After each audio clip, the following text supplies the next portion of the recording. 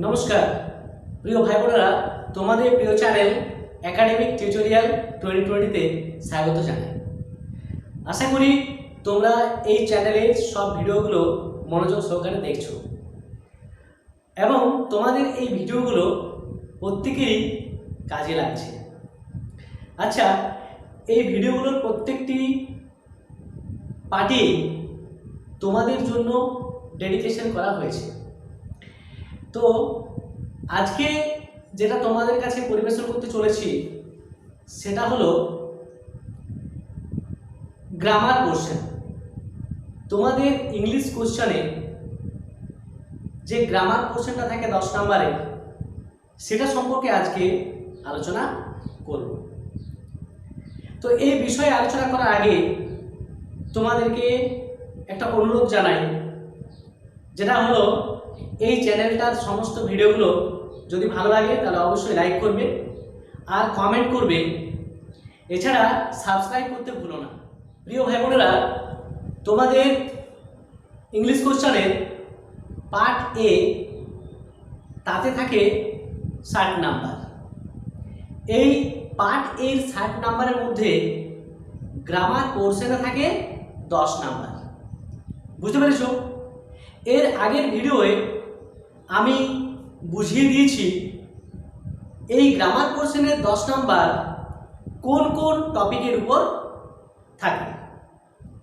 আশা করি তোমরা সেই ভিডিওখানা দেখেছো এবং সেই নাম্বার ডিস্ট্রিবিউশন বা মার্কস ডিস্ট্রিবিউশন সম্পর্কে তোমরা ইতিমধ্যে জ্ঞাত হয়েছো। তো আজকে সেই গ্রামার কোশ্চেনের মধ্যে একটা, যার নাম হচ্ছে ডু অ্যাজ ডাইরেক্টেড। সেই ডু অ্যাজ ডাইরেক্টেডের ওপর আমি অনেকগুলো সেট তৈরি করব। তাদের মধ্যে আজকে 1 নাম্বার সেটটা তোমরা পেতে চলেছো। বোঝা গেছে? আজকের আলোচ্য বিষয়ে যাওয়ার আগে তোমাদেরকে আরেকবার অনুরোধ করি, যারা এই চ্যানেলে প্রথমবার এসেছো তারা অবশ্যই এই চ্যানেলটাকে সাবস্ক্রাইব করো, তাহলে তোমরা এই চ্যানেলের সঙ্গে আপডেট থাকতে পারবে। আর যারা এখনো পর্যন্ত করে বসে আছো তাদেরকে স্বনির্বন্ধ আমার ধন্যবাদ জানাই। আচ্ছা, এরপর আমরা আলোচ্য বিষয়ে যাই। কেমন? দেখো, তোমাদের ডু অ্যাজ ডাইরেক্টেডে যে প্রশ্নগুলো পড়ে, তো এই বোর্ডটা ছোট হয়, দুঃখিত, এখানে সব প্রশ্নগুলো একসঙ্গে লিখতে পারলাম না। আচ্ছা, দুটো দুটো করে তোমাদেরকে বোঝাবো। কেমন? দেখো, ডু অ্যাজ ডাইরেক্টেডের উপর 6টি প্রশ্ন পড়ে, তোমাদেরকে আগে ভিডিওয়ে বলেছিলাম। তো তার মধ্যে দেখো দুটো লিখেছি, একটা ন্যারেশন চেঞ্জের উপর আর একটা ভয়েস চেঞ্জের উপর। আচ্ছা দেখো, my father told me adversity always presents opportunities for introspection. আশা করি তোমরা বুঝতে পারছো এটা কোন টেক্সটাইল লাইন। এটা স্ট্রং রুটস, তাই তো? এপিজে আব্দুল কালামের লেখা স্ট্রং রুটস থেকে এই লাইনটি নেওয়া হয়েছে। আচ্ছা দেখো, এখানে তো আমাদের গ্রামাটিক্যাল প্রবলেম সলভ করতে হবে। কি বলেছে এটা? না, ন্যারেশন চেঞ্জ করতে হবে। আচ্ছা দেখো, তাহলে ন্যারেশন চেঞ্জ করার আগে আমাদেরকে বুঝতে হবে যে সেন্টেন্সটার মধ্যে 3টা জিনিস তোমাদেরকে আইডেন্টিফাই করতে হয়, তাই তো? কি কি বলো দেখি। আচ্ছা, একটা হচ্ছে স্পিকার, একটা হচ্ছে রিপোর্টিং ভার্ব, আর একটা হচ্ছে রিপোর্টেড স্পিচ। বুঝতে পেরেছো? Speaker, my father, reporting verb, told, আর ডবল ইনভার্টেড কমার মধ্যে যেটা আছে সেটা হচ্ছে adversity always presents opportunities for introspection. এই গোটা লাইনটা হলো কি? Reported speech. বুঝতে পেরেছো? তো এই রিপোর্টেড স্পিচটা কোন সেন্টেন্সে আছে সেটা আমাদেরকে বুঝতে হবে, তারপর আমরা ডাইরেক্ট থেকে ইনডাইরেক্টে পরিণত করব। দেখো, adversity always presents opportunities for introspection. Adversity বলতে প্রতিকূল অবস্থা বা দুঃখ দুর্দশা। প্রতিকূল অবস্থা বা দুঃখ দুর্দশা আমাদেরকে সর্বদাই আত্মসমীক্ষার সুযোগ দেয়। এটা কি বাক্য? না, এটা হলো অ্যাসার্টিভ বা বর্ণনামূলক বাক্য, অ্যাসার্টিভ বা স্টেটমেন্ট। তো তোমাদেরকে বলে রাখি আমি এই ন্যারেশন চেঞ্জ এর উপর আমি অলরেডি অনেকগুলো ভিডিও করেছি। তো তোমরা ন্যারেশন চেঞ্জটা ভালোভাবে শেখার জন্য বা তার বেসিক রুলগুলো জানার জন্য তোমাদেরকে অবশ্যই সেই ভিডিওগুলো দেখতে হবে। আচ্ছা দেখো, আজকে তো একেবারেই বেসিকভাবে বোঝানো যাবে না, যতটা সম্ভব চেষ্টা করছি। কেমন? দেখো, adversity always presents opportunities for introspection. আচ্ছা, ফার্স্ট নিয়ম, আমাদের যে স্পিকার আছে সেই স্পিকার বসে যায় আমাদের যেটা রিপোর্টেড স্পিচ রয়েছে সেটা হচ্ছে আমাদের অ্যাসার্টিভ সেন্টেন্স। তো অ্যাসার্টিভ সেন্টেন্সের উপর ডাইরেক্ট থেকে ইনডাইরেক্টে পরিণত করার নিয়মগুলো আমি তোমাদেরকে একবার বলে দিচ্ছি। এক নাম্বার হচ্ছে স্পিকার অপরিবর্তিত থাকে। তাহলে স্পিকার কে আছে? My father. মাই ফাদার দাও, মাই ফাদার। ওকে, এরপর কি হয় না আমাদের রিপোর্টিং ভাগটা বসে যায়। তো রিপোর্টিং ভাগটা দেখতে যে অন্য সময় লেখা থাকতো শেড বা শেড টু এরকম লেখা থাকতো, তো শেড টু না লেখা থেকে আছে আমাদের টোল্ড, অর্থাৎ টোল্ড করাই আছে। তাহলে আমার আর কোনো চিন্তা নেই, টোল্ডকে বসিয়ে দাও। ওকে, বুঝতে পেরেছো? এরপর কি হয় না বাকি যে কথাটি আছে সেটা লিখতে হয়। কি আছে? মি, মিকে বসাও। ওকে, এরপর কি করতে হয় না কমা এবং ডবল ইনভার্টেড কমা এটা উঠে গিয়ে লিঙ্কার হিসাবে দ্যাট বসে। কেমন? লিঙ্কার হিসাবে দ্যাট বসা। আচ্ছা, বুঝতে পেরেছো? তোমাদের বাঁ দিকের কাজটা হয়ে গেল। এরপর ডান দিকে যে রিপোর্টেড স্পিচটা রয়েছে এরপর তার কাজ। দেখো, রিপোর্টেড স্পিচের মধ্যে যেটা সাবজেক্ট আছে সেই সাবজেক্টটা প্রথমে লিখতে হয়। কে বটে সাবজেক্ট? না অ্যাডভার্সিটি। তাহলে অ্যাডভার্সিটি লিখো, অ্যাডভার্সিটি।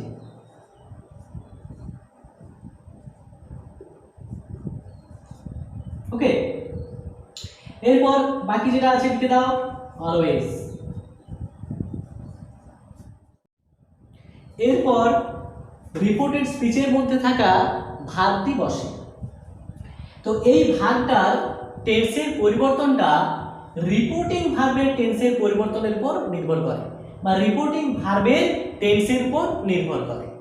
তাহলে এখানে দেখো রিপোর্টিং ভার্ব টোল্ড আছে, অর্থাৎ তোমরা বুঝতে পারছো এটা কোন টেন্সে আছে না পাস্ট টেন্সে আছে। তাহলে তোমাদের মতে কি হবে না প্রেজেন্টটা প্রেজেন্টেড হতে পারে, তাই তো? কিন্তু না, এটা মনে রাখবে যে এটা একটা চিরন্তন সত্য কথা। বুঝতে পেরেছো? কি না adversity always presents opportunities for introspection. অর্থাৎ অ্যাডভার্সিটি, দুঃখ দুর্দশা বা প্রতিকূল অবস্থা মানুষের জীবনে মানুষকে কি করতে সুযোগ দেয় না আত্মসমীক্ষার সুযোগ দেয়। বুঝতে পেরেছো? এটা একটা চিরন্তন সত্য কথা। সেই কারণে আমাদের রিপোর্টিং ভার্বটা পাস্ট টেন্সে থাকা সত্ত্বেও এই যে রিপোর্টেড স্পিচের ভার্বটা সেটা কিন্তু টেন্সের কোনো পরিবর্তন হবে না, অর্থাৎ যা আছে সেটাই বসে যায়। কি আছে এখানে? Present indefinite. ওকে, প্রেজেন্ট ইনডিফিনাইটটাই বসে যাবে। কেমন? বুঝতে পেরেছো? আচ্ছা, তো এই টেন্সের পরিবর্তনের নিয়ম এইরকম আমি ভিডিও বানিয়েছি আগেই, তোমরা আমার প্রোফাইলে গিয়ে অবশ্যই দেখে নিও। কেমন?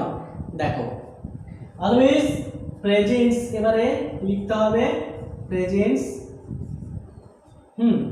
তারপর বাকি কথাটা লিখে দাও, অপরচুনিটিস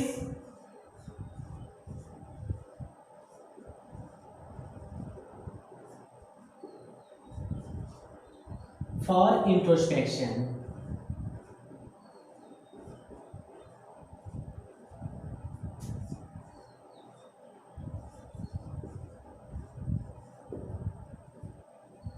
ওকে, বুঝতে পেরেছো? আচ্ছা, যারা যারা বুঝতে পারোনি তারা কমেন্ট বক্সে লিখবে। কেমন? ঠিক আছে, পরের প্রশ্নে যাই। দেখো, পরের প্রশ্ন কি লেখা আছে? Then I made a mistake. তোমায় কি করতে বলেছে? Voice change. বুঝতে পেরেছো? Then I made a mistake, voice change. আচ্ছা, then I made a mistake, এই কথাটির অর্থটা কি না তারপর আমি একটা ভুল করে বসলাম। এটা হলো দ্য আইস হ্যাবিট, রাস্কিন বন্ডের লেখা দ্য আইস হ্যাবিট গল্প থেকে এই লাইনটা নেওয়া হচ্ছে। তো দেখো, আমাকে এখন ভয়েস চেঞ্জ করতে হবে। তো ভয়েস চেঞ্জ করার ক্ষেত্রে আমাদেরকে প্রথমে তিনটি জিনিস আইডেন্টিফাই করতে হয়। তুমি আমি সকলেই কম বেশি ক্রিকেট খেলেছি, তাই তো? তো এই ক্রিকেট খেলাতে আমাদের অতি প্রয়োজনীয় তিনটি জিনিস কি কি বলো দেখি।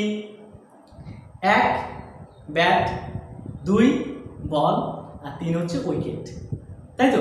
ঠিক সেরকম ভয়েস চেঞ্জ করার ক্ষেত্রেও আমাদের তিনটি জিনিস প্রথমে আইডেন্টিফাই করতে হয়, ব্যাট, বল, উইকেট। কি কি এখানে না, একটা হচ্ছে সাবজেক্ট, একটা হচ্ছে ভার্ব, আর একটা হচ্ছে অবজেক্ট। বুঝা গেছে? তাহলে then I made a mistake, তারপরে আমি একটা ভুল করে বসলাম, অর্থাৎ এখানে আমাকে সাবজেক্টকে আইডেন্টিফাই করতে হবে, ভার্বকে এবং অবজেক্টকে। তাহলে ভার্ব কোনটা না, মেডটা হচ্ছে verb. Then I made a mistake, তারপর আমি একটা ভুল করে বসলাম, অর্থাৎ আমি হচ্ছে সাবজেক্ট। তাহলে প্রথমে দেখা দাও সাবজেক্টেই, তারপর মেডটা হচ্ছে ভার্ব এমভি, আমি লিখে দিই, এটা হচ্ছে সাব, এটা এমভি অর্থাৎ মেন ভার্ব। ওকে, এরপর যেটা আমি করে বসেছি সেটা কি না, এ মিস্টেক। ভার্বকে কি বা কাকে দিয়ে প্রশ্ন করলে যে উত্তর পাই সেটা হয় আমাদের অবজেক্ট, তাই তো? আচ্ছা, আমি কি করে বসলাম না, আমি একটা ভুল করে বসলাম, একটি ভুল, এটা হলো আমাদের অবজেক্ট। বুঝতে পেরেছো? তাহলে আমরা ব্যাট, বল, উইকেট পেয়ে গেলাম, তাই তো? এবারে ক্রিকেট খেলা যায়। আচ্ছা দেখো, তো ক্রিকেট খেলবো না, এখানে আমরা একটা গ্রামাটিক্যাল প্রবলেম সলভ করব। Then I made a mistake, তারপর আমি একটা ভুল করে বসলাম। তো এই দেন কথাটা কি বলে না, এটা একটা remaining word, first remaining word. তাহলে যখন আমরা এটা কি, এটা কোনটা অ্যাক্টিভ ভয়েস, তো অ্যাক্টিভ ভয়েসটা আমাকে প্যাসিভ ভয়েসে করতে হবে। তাহলে যখন আমরা অ্যাক্টিভ থেকে প্যাসিভে পরিণত করব, সেই সময় যে ফার্স্ট রিমেনিং ওয়ার্ডটা রয়েছে দেন, সেটা প্রথমেই লিখে দেব, কেমন? আচ্ছা, এরপর কি করতে হয় না, অবজেক্টকে সাবজেক্ট করতে হয়, এ মিস্টেক দাও।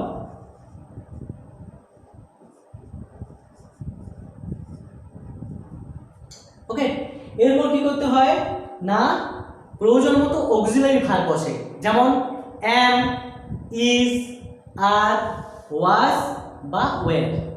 তাহলে এখানে আমাদের মেইন ভার্বের টেন্সের মতো করে, অর্থাৎ টেন্স অনুযায়ী আমাদের am, is, are, was, were এই পাঁচটার মধ্যে একটা বসবে, কেমন? তাহলে এখানে মেড আছে, মেড অর্থাৎ মেক এর পাস্ট ফর্ম, তাই তো? মেড। তাহলে এখানে মেক এর পাস্ট ফর্ম রয়েছে, তাহলে যেহেতু পাস্ট ফর্ম রয়েছে তাহলে আমাদেরকে কি করতে হবে না, এই অবজেক্টটা পর ওয়াজ বা ওয়ে দিতে হবে। বুঝতে পেরেছো? তাহলে এখানে আমাদের কি a mistake only one, so we can use was। ওকে, আমরা was ব্যবহার করব, কেমন?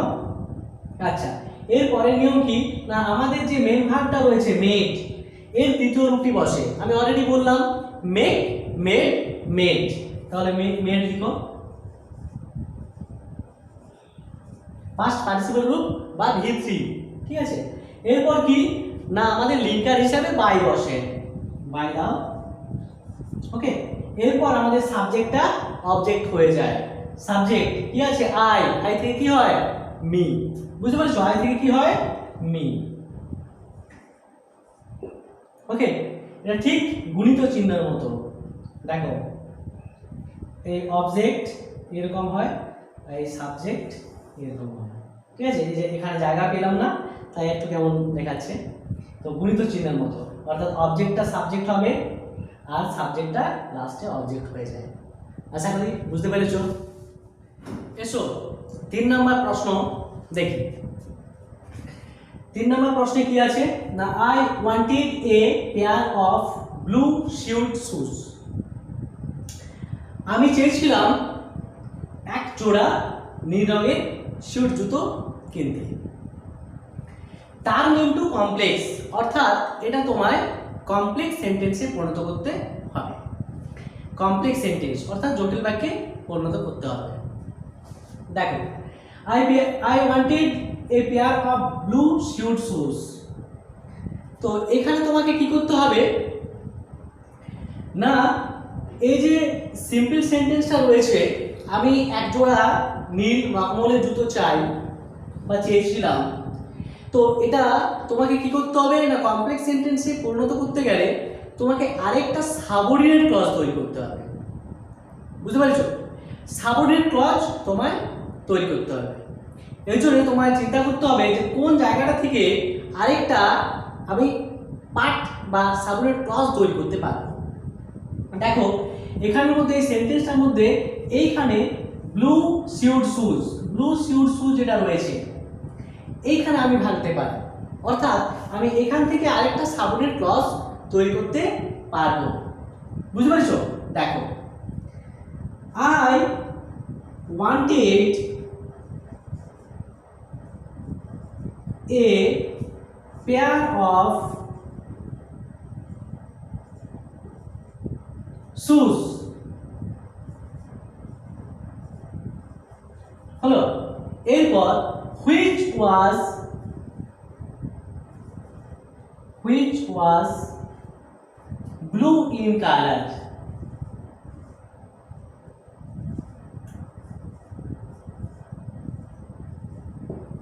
বুঝতে পেরেছো?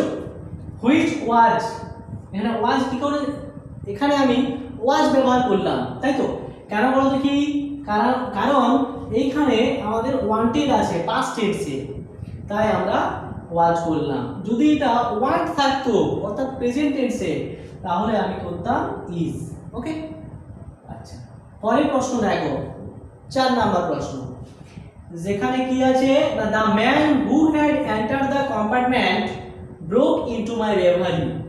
The man who had entered the compartment, লোকটি যে ওই কম্পার্টমেন্টে চড়েছিল বা উঠেছিল বা প্রবেশ করেছিল, broke into my reverie, সে আমার দিবা স্বপ্নকে ভেঙে দিয়েছিল। তোমায় কি করতে হবে? Split into two simple sentence, তোমায় ভাঙতে হবে দুটো সেন্টেন্সে সেটা ভাঙতে হবে, অর্থাৎ দুটো সেন্টেন্স তোমায় তৈরি করতে হবে। বোঝা গেছে?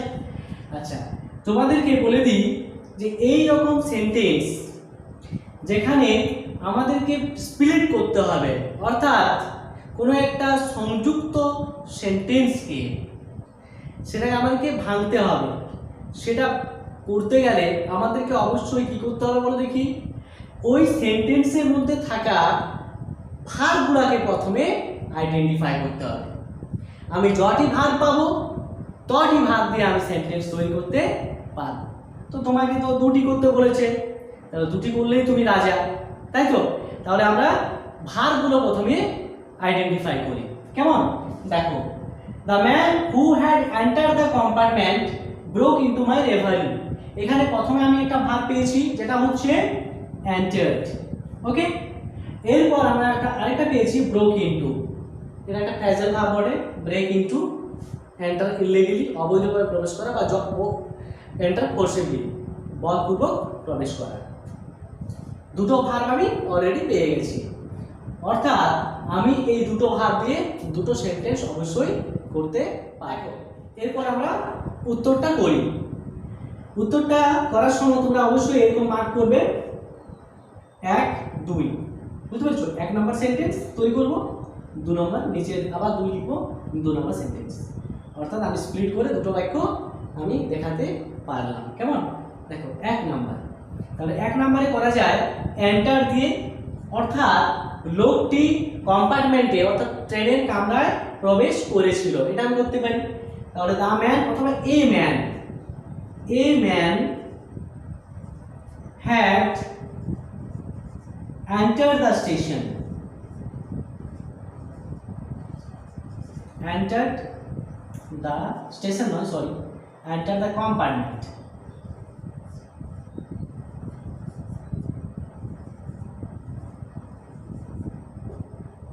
ওকে, তাহলে একটা সেন্টেন্স হয়ে গেল। এ ম্যান অথবা দা ম্যান করতে পারো, এ man had enter the compartment, একজন লোক সেই কামরায় প্রবেশ করেছিল। 2 নম্বর, তিনি কি করেছিলেন? ব্রোক ইনটু মাই রেভারি, অর্থাৎ he broke into my reverie. বুঝতে পেরেছো? তাহলে আমাদের দুটো সেন্টেন্স হয়ে গেল। A man had enter the compartment, একজন ব্যক্তি ওই কামরায় উঠেছিল। He broke into my reverie, সে আমার দিবা স্বপ্ন ভেঙে দিয়েছিল। তাহলে এই দুটো সেন্টেন্সকে যখন আমরা যুক্ত করব, দেখো এটাই আসছে, the man who had enter the compartment broke into my reverie, যে ব্যক্তি ওই কম্পার্টমেন্টে চড়েছিল সে আমার দিবা স্বপ্ন ভেঙে দিয়েছিল। বোঝা গেছে? তাহলে আমি তোমাদেরকে কি বললাম, যে সেন্টেন্সটার মধ্যে অবশ্যই তোমাদেরকে প্রথমে আইডেন্টিফাই করতে হবে ভার্বগুলোকে, সেই ভার্বগুলো দিয়ে আমাকে কি করতে হবে না দুটো সেন্টেন্স। ওকে, তো ওই দুটো সেন্টেন্স করার আগে তোমাদেরকে কিন্তু এই কথাটা মাথায় রাখতে হবে যে যে দুটো ভার্ব আমি আইডেন্টিফাই করলাম সেই দুটো ভার্বের যে কাজটা, অ্যাকশনটা কোনটা আগে ঘটছে সেটার উপর কিন্তু ডিপেন্ড করছে। বুঝতে পেরেছো? অর্থাৎ আমাকে স্প্লিট করতে হলে আমাকে যে রিঅ্যারেঞ্জ, অ্যারেঞ্জটা সেটাও কিন্তু মাথায় রাখতে হবে। বুঝতে পেরেছো? অর্থাৎ যে পরপর ঘটনাটা কোনটা আগে ঘটেছিল সেটাও কিন্তু মাথায় রাখতে হবে। যেমন এখানে প্রথমে কম্পার্টমেন্টে প্রবেশ করছে লোকটা, তারপরে সে আমার দিবা স্বপ্নকে ভাঙছে। যদি তুমি এটা আগে বলে দাও তাহলে কিন্তু ভুল হয়ে যাবে, অর্থাৎ সিস্টেমেটিক ভুল, অর্থাৎ তুমি অ্যারেঞ্জটা ঠিক মতো করতে পারলে না। তাহলে রিঅ্যারেঞ্জটাও কিন্তু মাথায় তোমাকে রাখতে হবে। কেমন? আচ্ছা,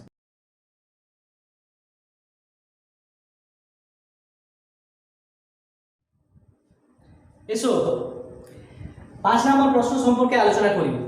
দেখো 5 নম্বর প্রশ্ন কি আছে, the poetry of earth is never dead. এটা মেক ইট অ্যাফার্মেটিভ, অর্থাৎ হ্যাঁবাচক বাক্যে পরিণত করতে বলা হয়েছে। তাহলে দেখো the poetry of earth is never dead, অর্থাৎ পৃথিবীর গান বা পৃথিবীর কবিতা কোনোদিনই মরে না। তাহলে আমাকে বুঝতে হবে যে এটা নেভার ব্যবহার করা হয়েছে, অর্থাৎ এটা হলো আমাদের নেগেটিভ সেন্টেন্স। কি কি থাকলে আমরা বুঝবো যে এটা নেগেটিভ সেন্টেন্স?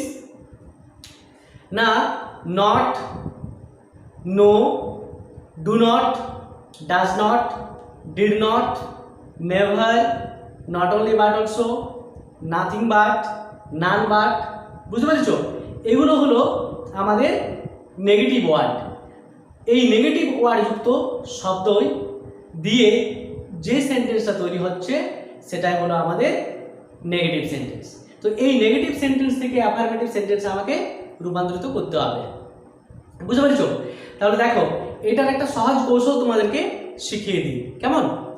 দেখো এখানে সেন্টেন্সটার মধ্যে থাকা নেগেটিভ ওয়ার্ড এবং অ্যাডজেক্টিভকে প্রথমে তোমাকে আন্ডারলাইন করতে হবে। দেখো তাহলে নেভার হচ্ছে আমাদের একটা নেগেটিভ ওয়ার্ড আর ডেড হচ্ছে অ্যাডজেক্টিভ। বুঝা গেছে? এরপর দেখো, এরপর তোমাকে রিরাইট করতে হবে।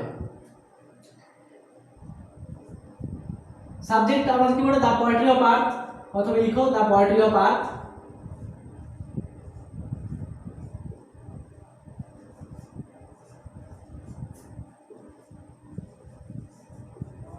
ওকে, এরপর যে অক্সিলারি ভার্বটা আছে দাও ইজ। ঠিক আছে, এরপর আমি নেগেটিভ ওয়ার্ডে আন্ডারলাইন করে রেখেছি, এই নেগেটিভ ওয়ার্ডের বিপরীত শব্দটা দিয়ে দাও। নেভার, নেভারের বিপরীত শব্দ কি? ফরএভার বা অলওয়েজ। আমি এখানে অলওয়েজ দিচ্ছি। কেমন? অলওয়েজ। ঠিক আছে, এরপর যে অ্যাডজেক্টিভটাতে আমি আন্ডারলাইন করেছি অর্থাৎ ডেড, তার বিপরীত শব্দ দিয়ে দাও। ডেডের বিপরীত শব্দ অ্যালিভ বা অ্যালাইভ, তাই তো? অ্যালিভ, জীবিত। ওকে, দেখো উত্তর হয়ে গেল। কি হলো উত্তরটা? The poetry of earth is always alive. আচ্ছা এসো এই সেটের শেষ প্রশ্ন সম্পর্কে আলোচনা করি।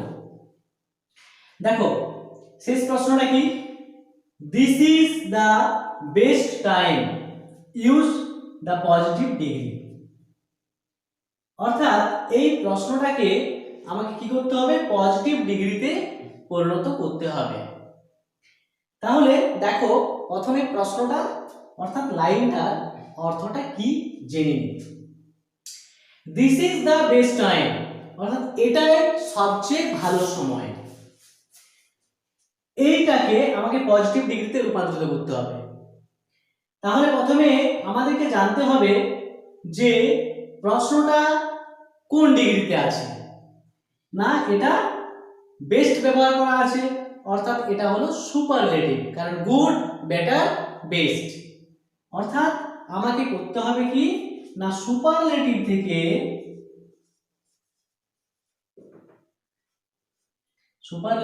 আমাকে পজিটিভ ডিগ্রিতে পরিণত করতে হবে।